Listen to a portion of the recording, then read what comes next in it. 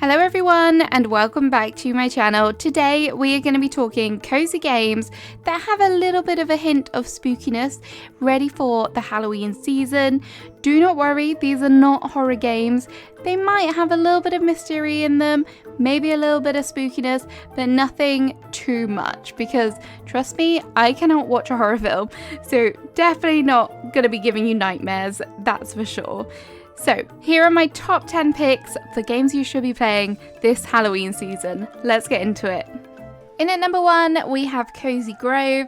This is available on Switch and PC and it released all the way back in 2021. And honestly, it was one of the first games that really tore me away from my Animal Crossing addiction.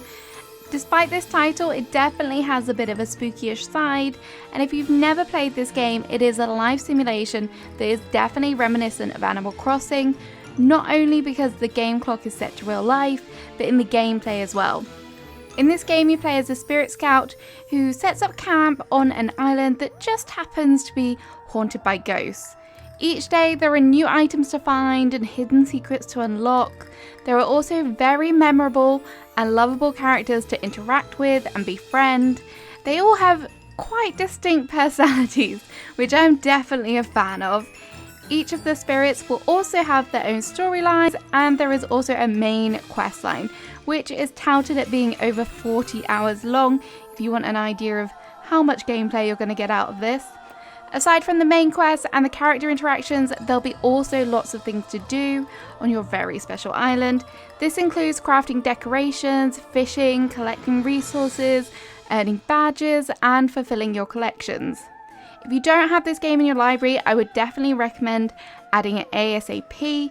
As a bonus, it is regularly discounted in the Nintendo eShop and on Steam, so make sure you keep an eye out for it if you want to purchase. In at number 2, we have Night in the Woods. If you're after a game that is story rich, then Night in the Woods is definitely worth a play. It is available on Switch, Xbox, PlayStation and PC, so hopefully there's something for everyone. In this single player adventure game, you play as May, who is a cat that has dropped out of college and returns to her childhood home of Possum Springs. But upon her return, things are not quite the same as when she left.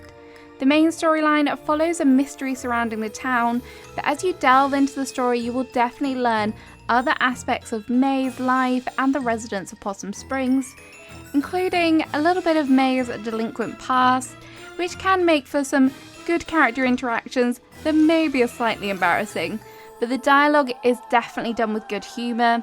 However, I would be doing you a disservice if I didn't mention just some of the serious undertones in this game. Some of the themes in the game do include mental illness, class structure, and the economic and social issues affecting struggling small towns, so that can be a bit of an emotional roller coaster, and even at the very start of the game, it did tug up my heartstrings and there was no one there to meet May as she returned home.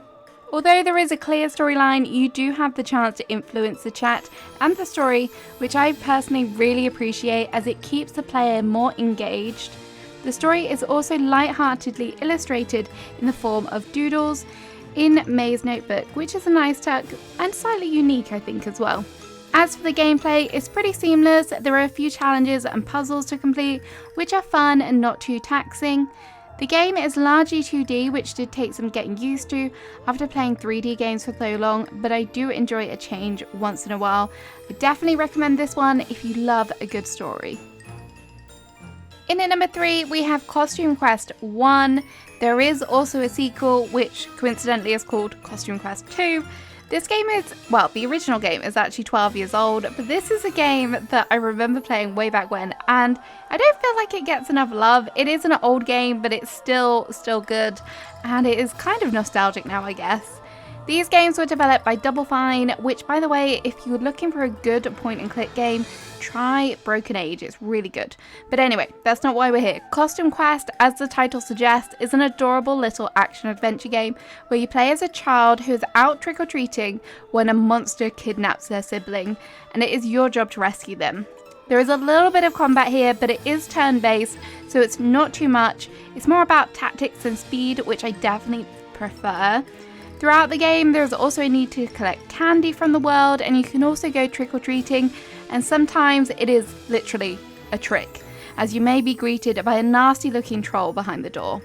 The graphics are really adorable, and even though the game is now a decade old, I don't think they've aged too badly. I love the neighborhood and all the different details. Outside of the homes, there's cute little candles and pumpkin decoration. As the name suggests, there is also a fair few costumes to try on throughout the game. You can change your character, and you'll also be able to meet a bunch of different characters throughout the game who also have a wider range of costumes. Overall, this game is perfect if you want to go trick-or-treating without going out in the cold and the wet.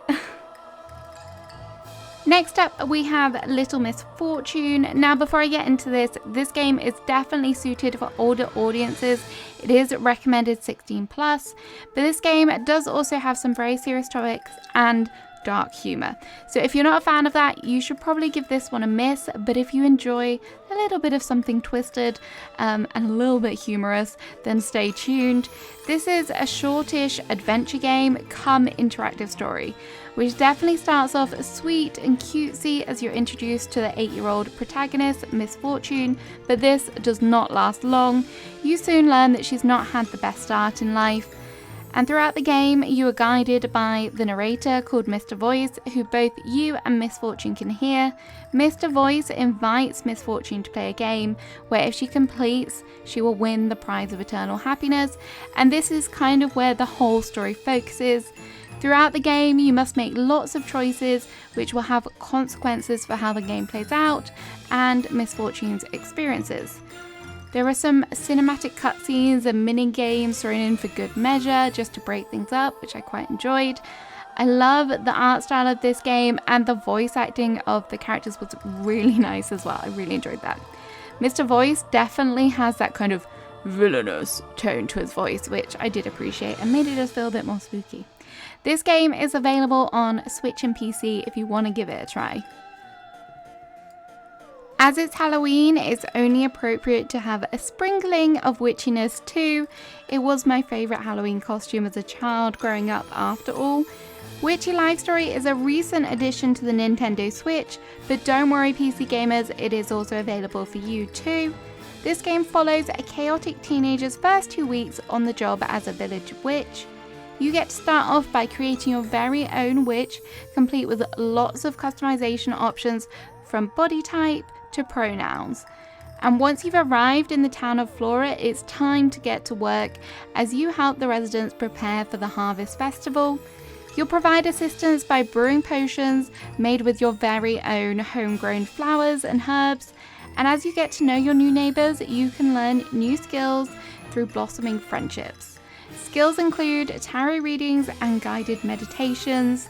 There is also the possibility of romance if you're so inclined. If you're a fan of witchy decor, don't worry, you can also decorate your altar, which is a nice little bonus. This game, the vibes of it just scream fall as well, and I love the look of it. It's really, really nice. Very enchanting, shall we say. This is just a super cozy, wholesome game that is all about witches, and I love it. In at number 6, we have Voltaire the Vegan Vampire, which is an action farming roguelike game, which is similar to Don't Starve, but I love the story of this game, which is why Don't Starve hasn't made the list and this one have. But if you like the sound of it, just check that game out as well.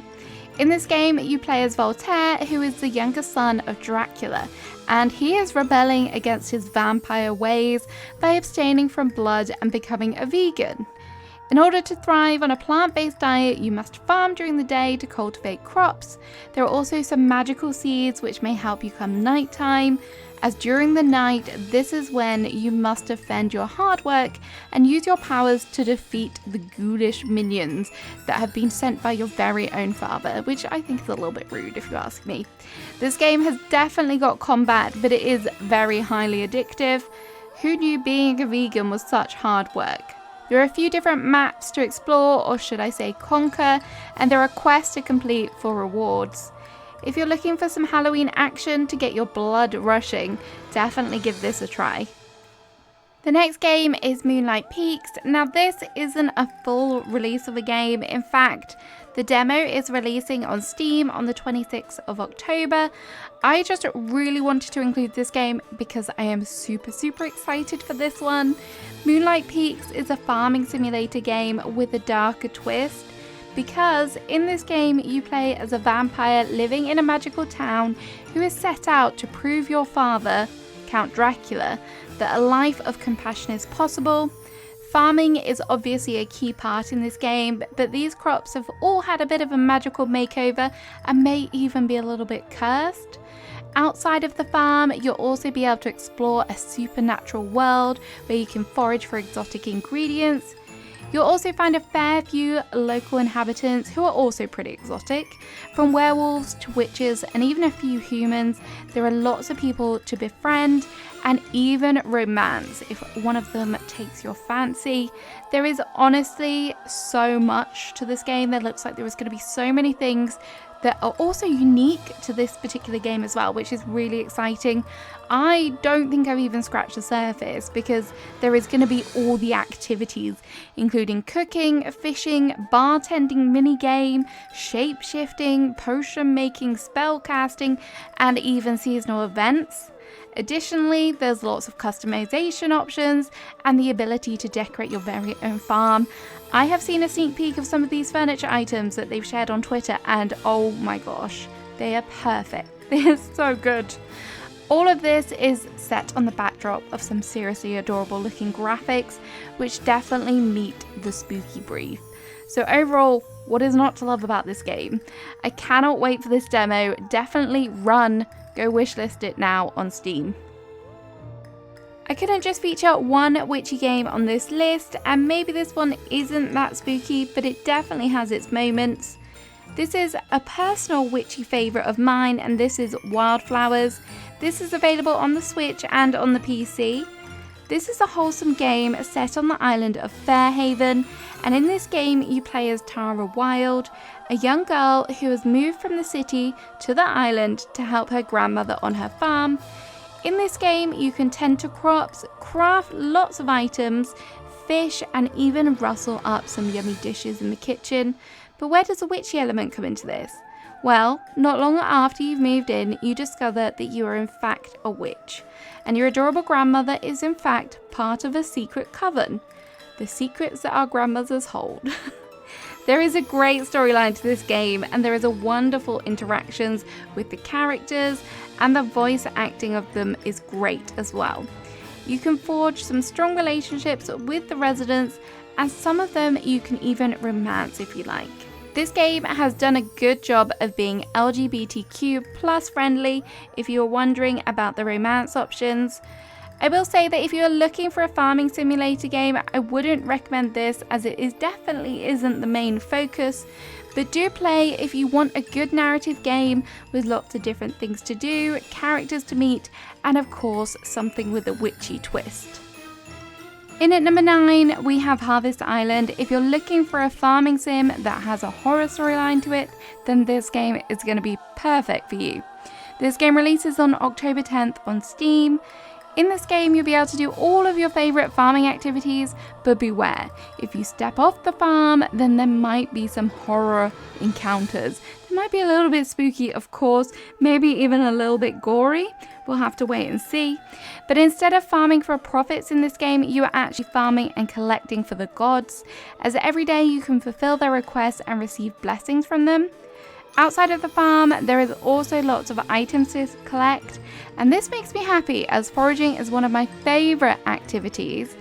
You can also fish, which historically isn't one of my favourite activities, but it's still nice that it's there.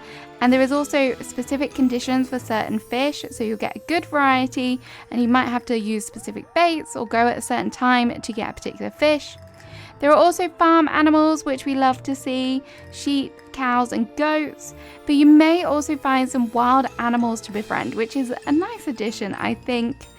One of the things that I'm also excited to see in action is the tidal fluctuations. This seems so unique, and I really like that it's been added. The tides will reveal different critters and even new paths to explore, so you can go further along the island. There is also a whole bunch more stuff you'll be able to do in the game, including cooking and crafting. Outside of the farm is where, as I said, you may run into a spooky encounter or two, but there are also some different areas to explore, including a forest, caves, and a seashore area. I also just have to mention the wonderful pixel graphics, and there are also some wonderful character portraits as well, which I really like. I love this whole kind of art style, so I'm definitely here for this. I just hope this game isn't too scary for me. The final game on my list is Wild at Heart. This game is available to play on Xbox, Switch, PlayStation and PC. This is an open world exploration game with some super adorable and quirky hand-drawn graphics. In this game you play as two young runaways, Buddy and Cody, who embark on a mysterious journey through a whimsical and mysterious forest. You must guide the pair through the forest, encountering perilous beasts, broken paths, and complete some interesting puzzles as you progress through. Along the way you can collect and deploy quirking spritlings, which are small magical creatures that can do things for you, such as break stuff and fight enemies. Yes, there are enemies to fight, so be prepared for a little bit of combat. And aside from using your spritlings, you can also use your number one weapon, a vacuum called Gustbuster, to help you out, which is just a little bit funny. As you move through your adventure, you'll also discover that there are plenty of different resources to gather, and these can all be put to good use by crafting. If this game looks appealing to you, be quick, as this is currently part of a Humble Bundle, so you can get it for a bargain with a bunch of other games as well. So there we have it. There are my cozy yet spooky-ish Halloween picks for you for this fall season. I hope you enjoyed it. If these aren't scary enough for you, then check out Phasmophobia. That game had me literally screaming. It is a lot of fun, but don't play it before bed if you're a wimp like me.